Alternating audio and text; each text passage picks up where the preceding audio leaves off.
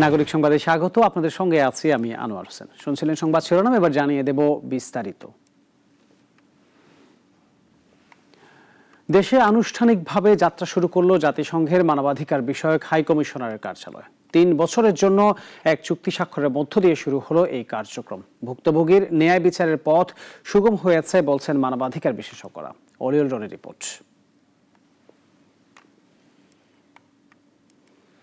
Council পূর্ণাঙ্গ mandate নিয়ে country office পরিচালনা করে 14টি দেশে।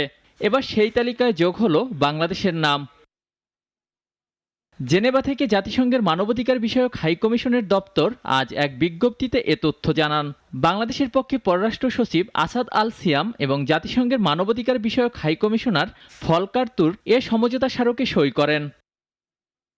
মানবাধিকার কমিশনের ওয়েবসাইটে প্রকাশিত তথ্য অনুযায়ী এ ধরনের অফিসের মূল লক্ষ্য হল সংশ্লিষ্ট দেশের মানবাধিকার পরিস্থিতি পর্যবেক্ষণ, বিশ্লেষণ, সুরক্ষা এবং উন্নয়ন নিশ্চিত করা। জাতিসংঘের এ ধরনের উদ্যোগে দেশের ভুক্তভোগীদের ন্যায় বিচারের পথ সুগম হয়েছে জানান মানবাধিকার বিশেষজ্ঞরা। এটা খারাপ না, ভালো। কেন মানবাধিকার তো লঙ্ঘন হচ্ছে, আমরা তো অহরহ দেখছি।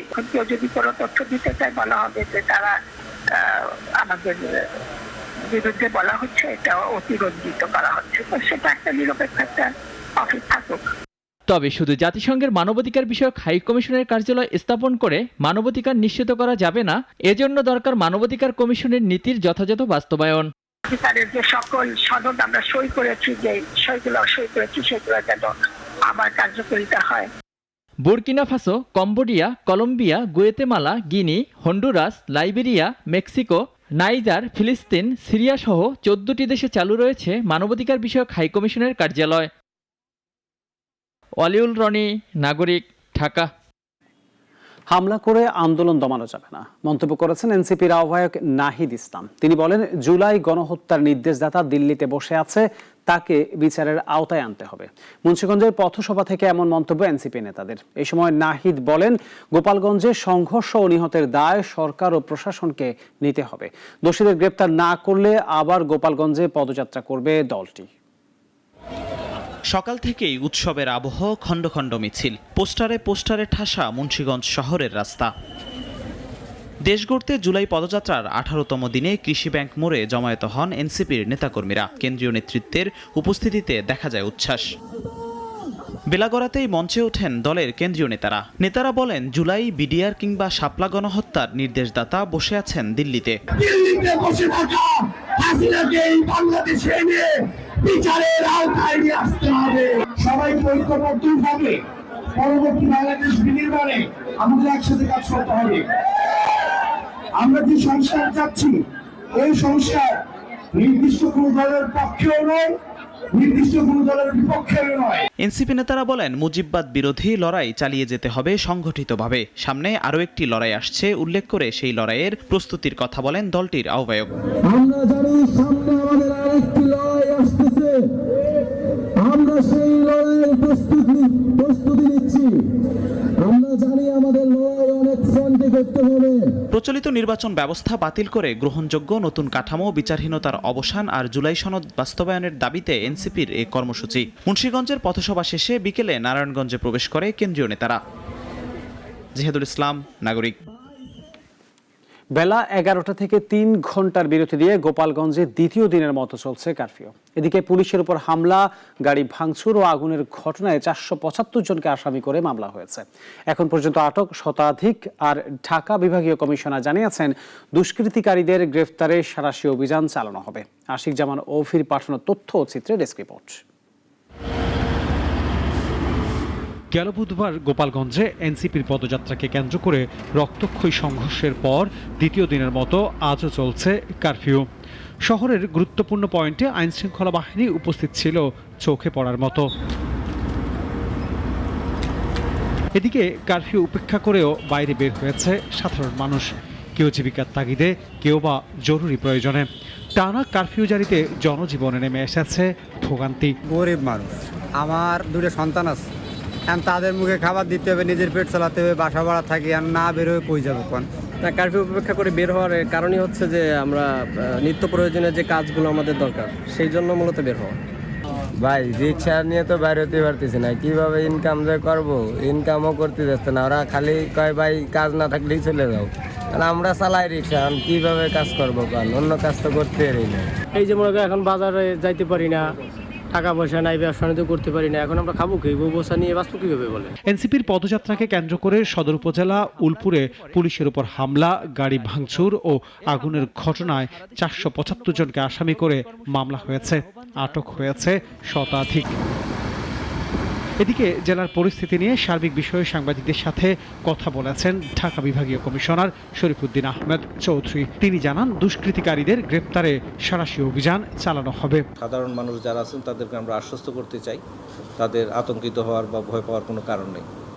যারা দুষ্কৃতিকারী আছেন আমরা তাদেরকে চিহ্নিত করার চেষ্টা করছি, এবং যাদেরকে আমরা চিহ্নিত করতে পারবো এবং আইডেন্টিফাই করতে পারবো তাদেরকে আমরা গ্রেফতারের আওতায় নিয়ে আসবো। আমাদের এই অভিযানটি অব্যাহত থাকবে এবং আমাদের যে আইনশৃঙ্খলা বাহিনীর যে তৎপরতা সেটা অব্যাহত আছে। অন্যদিকে সংঘর্ষের ঘটনায় আহত রমজান নামে এক ভ্যান চালক ঢাকা মেডিকেলে মৃত্যুবরণ করেছে। এতে নিহতের সংখ্যা দাঁড়িয়েছে 5 জনের। ডেস্ক রিপোর্ট, নাগরিক। গোপালগঞ্জ থেকে সরাসরি আমাদের সঙ্গে যুক্ত হচ্ছেন প্রতিনিধি আশিক জামান অভি।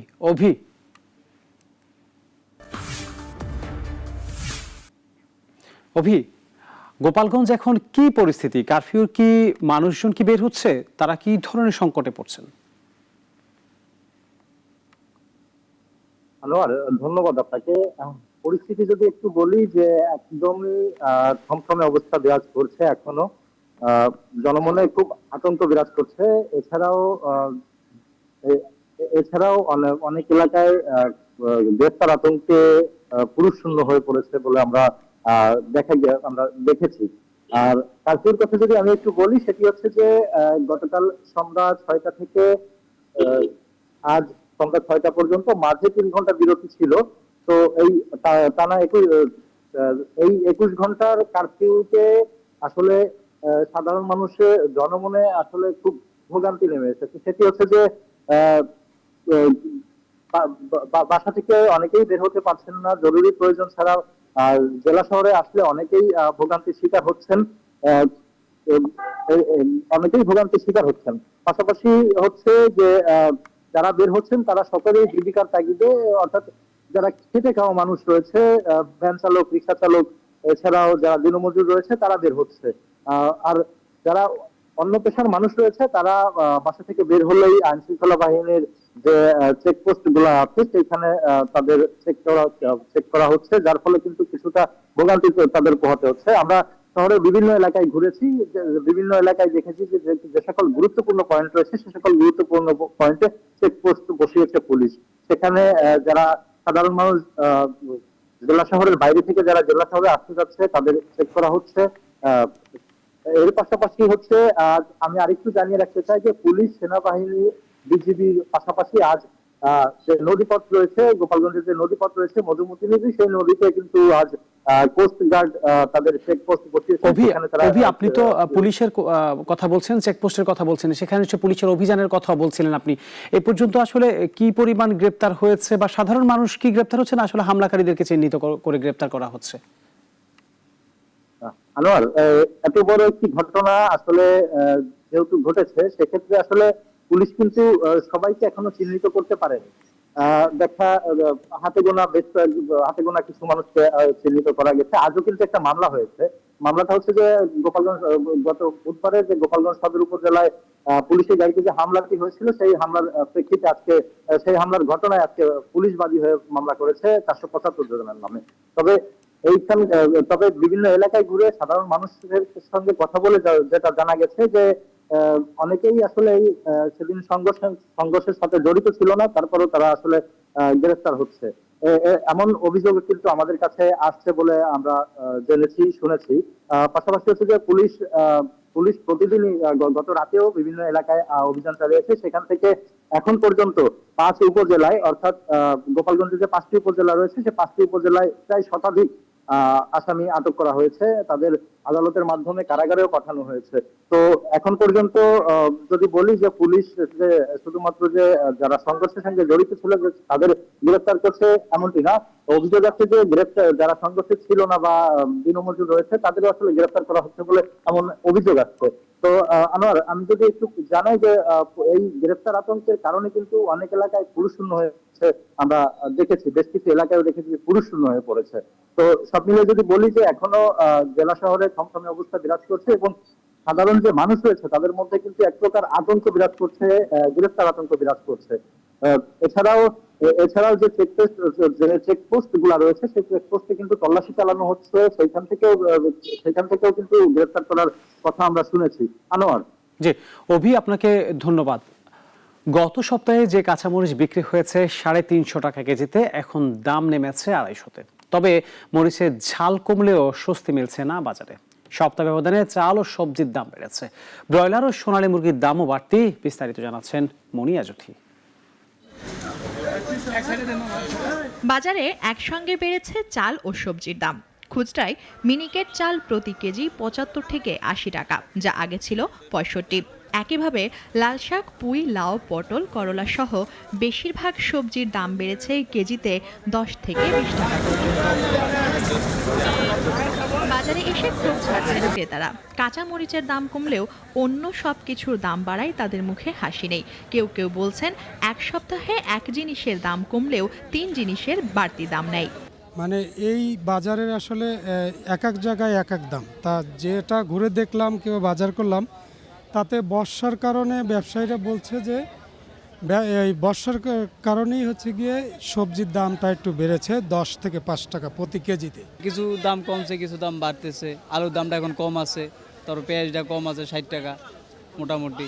তারপর আলু হইলো পাল্লা 120 টাকা নিচ্ছে মোটামুটি। এখন আমাদের স্বস্তি আছে, এইভাবে থাকলেই মোটামুটি ভালো। সব কিছু আমার না বিশ্বাস হয়ে গেছে আমাদের জন্য। আমরা বেতন পাই কত, আমরা বেতন তো আর বাড়ে নাই। 200 টাকা 250 টাকার রুই মাছ যদি এখন 450 টাকা যায়, আমরা খাবো কি বলেন? এই দেখেন সব দেখেন লাগে হলো 2-3 কেজি করে 1 কেজি করে নিয়ে যাচ্ছি। টাকা শর্ট, কিছু করার নাই। হ্যাঁ, আমাদের টাকা তো সীমিত, দাম বাড়লে তো আমাদের লিমিটেশন চলে আসবে নিচে। যেখানে 5 কেজি কিনবে সেখানে আমাদের 2 কেজি কিনতে হচ্ছে, কষ্ট করে জীবনযাপন করতে হচ্ছে। অন্যদিকে বিক্রেতাদের অজুহাতগুলো আগের মতোই। তারা বলছেন বৃষ্টি, পরিবহন ব্যয় এবং পাইকারি দামে হঠাৎ পরিবর্তন তাদের নিয়ন্ত্রণের বাইরে। এক সপ্তাহের মধ্যে এক বস্তা প্রতি আপনার 200-300 টাকা বাড়ছে, এটা কোনো যুক্তিসঙ্গত না। যা কিছু হয় দাম বাড়তি এবং কমতি, এটা সব মেলে হয় আর কোম্পানিদের কাছে হয়, কিন্তু আসলে মূলে কেউ যায় না, যাবেও না। এটা পূর্বের থেকে দেখে আসছে, মূলে না যাওয়া পর্যন্ত চালের দাম কমবে না। টমেটো 120 টাকা কেজি, বটবটি 60 টাকা কেজি, ওই সরা বেচে আপত্তিন 1 কেজি 40, উস্তার কেজি 50, পটল 40, ভেন্ডি 40, পেঁপে আছে 30, গাজর 120, করলা 50, লাউ 40 টাকা পিস, মিষ্টি কুমড়া আছে 30 টাকা কেজি। চাল, ডাল ও সবজির বাজারে অস্থিরতা চলছে টানা কয়েক সপ্তাহ ধরে। বাজার মনিটরিং না থাকায় দাম বৃদ্ধির সুযোগ নিচ্ছে মধ্যস্বত্বভোগীরা, এমন অভিযোগও রয়েছে। দ্রব্যমূল্যের এই ওঠানামা সাধারণ মানুষকে যেমন বিপদে ফেলছে, তারা প্রশ্ন তুলছেন বাজার ব্যবস্থাপনায় সরকার বা সংশ্লিষ্ট সংস্থাগুলোর নজর কতটুকু। মুনিয়া জ্যোতি, নাগরিক, ঢাকা। জুলাই গণ অভ্যুত্থানে নিহতদের স্মরণ ও তারেক রহমানকে নিয়ে কটাক্ষ করার প্রতিবাদে দেশজুড়ে বিক্ষোভ ও মনোমিছিল করেছে বিএনপি ও এর অঙ্গ সংগঠনগুলো। জুলাই শহীদদের স্বীকৃতি ও রাষ্ট্রীয় মর্যাদা নিশ্চিত করার পাশাপাশি আগামীর বাংলাদেশকে সন্ত্রাসমুক্ত, মাদকমুক্ত, বৈষম্যহীন করে গড়ে তোলার প্রত্যয় জানান সংশ্লিষ্টরা। প্রতিনিধিদের পাঠানো তথ্য ও ছবিতে আরো জানাচ্ছেন সিরাজুমণি শুভ। জুলাই শহীদদের স্মরণে কেন্দ্রীয় কর্মসূচির অংশ হিসেবে মৌন মিছিল করেছে পাবনা জেলা BNP. 0 point rail gate bus terminal এলাকায় বিক্ষোভ মিছিল হয়। কেন্দ্রীয় বাস টার্মিনালে হয় প্রতিবাদ সমাবেশ।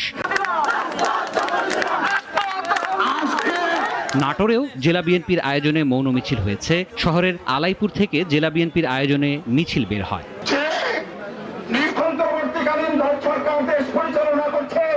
শরীয়তপুরে বিক্ষোভ মিছিল ও প্রতিবাদ সমাবেশ করেছে জেলা যুবদল। জেলা মুক্তিযোদ্ধা কমপ্লেক্স থেকে প্রধান প্রধান সড়ক প্রদক্ষিণ করে মিছিলটি। মেহেরপুর জেলা বিএনপির মৌন মিছিল জেলা প্রশাসকের কার্যালয় থেকে শুরু হয়ে জেলা বিএনপির কার্যালয়ে গিয়ে শেষ হয়। বাংলাদেশে এই সরকার মানুষের নিরাপত্তা দিতে পারছে না। ঝিনাইদহে মৌন মিছিল করেছে জেলা বিএনপি। মিছিলে বিএনপি ও অঙ্গ সহযোগী সংগঠনের নেতাকর্মীরা অংশ নেন। শহীদদের স্মরণে কিশোরগঞ্জেও শোক র্যালি হয়েছে। আহতদের সুস্থতা কামনায় গাইবান্ধায় হয়েছে দোয়া। ছিল মৌন মিছিলের আয়োজন। সিরাজুম মনির, শুভ, নাগরিক। সিলেট ও সুনামগঞ্জের সীমান্তবর্তী এলাকায় অভিযান চালিয়ে প্রায় 6 কোটি টাকার ভারতীয় চোরাচালান মালামাল জব্দ করেছে সিলেট ব্যাটালিয়ন 48 বিজিবি। গোপন সংবাদের ভিত্তিতে প্রতাপপুর, শ্রীপুর, বিছানাকান্দি ও শাড়িনন্দির তীরে চালানো অভিযানে ভারতীয় শাড়ি, স্কিন ক্রিম, সানগ্লাস, গরু ও অবৈধভাবে উত্তোলিত পাথর সহ নৌকা জব্দ করা হয়। বিজিবির অধিনায়ক জানিয়েছেন, সীমান্ত নিরাপত্তা জোরদারে বিজিবির অভিযান অব্যাহত থাকবে।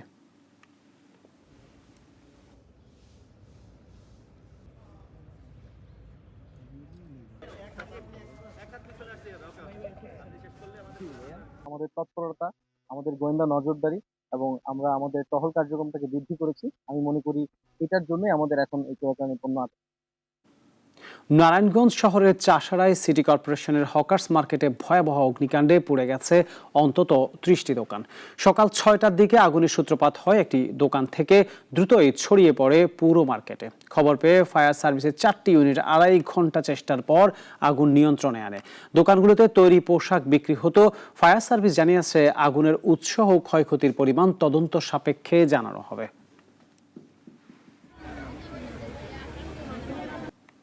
জুলাই আগস্ট গণ অভ্যুত্থানে নিহতদের স্মরণ ও আহতদের সুস্থতা কামনায় দোয়া এবং রাষ্ট্রকাঠামো 31 দফা নিয়ে মুসল্লিদের সাথে মতবিনিময় করেছেন যুবদল নেতা দুলাল হোসেন।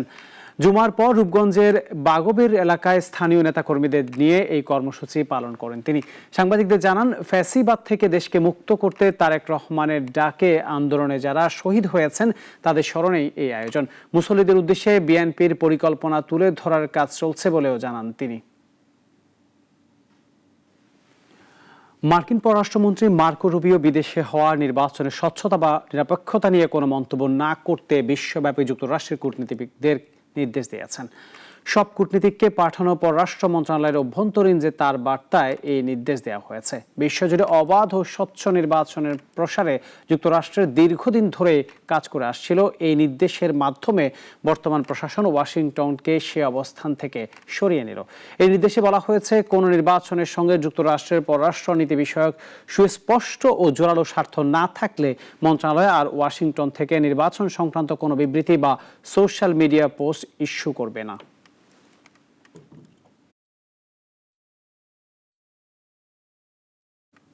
এখন এই পর্যন্তই। নাগরিকের খবর অন্যান্য আয়োজন দেখতে চোখ রাখুন আমাদের ওয়েবসাইট, ইউটিউব ও ফেসবুকে। সবাইকে ধন্যবাদ।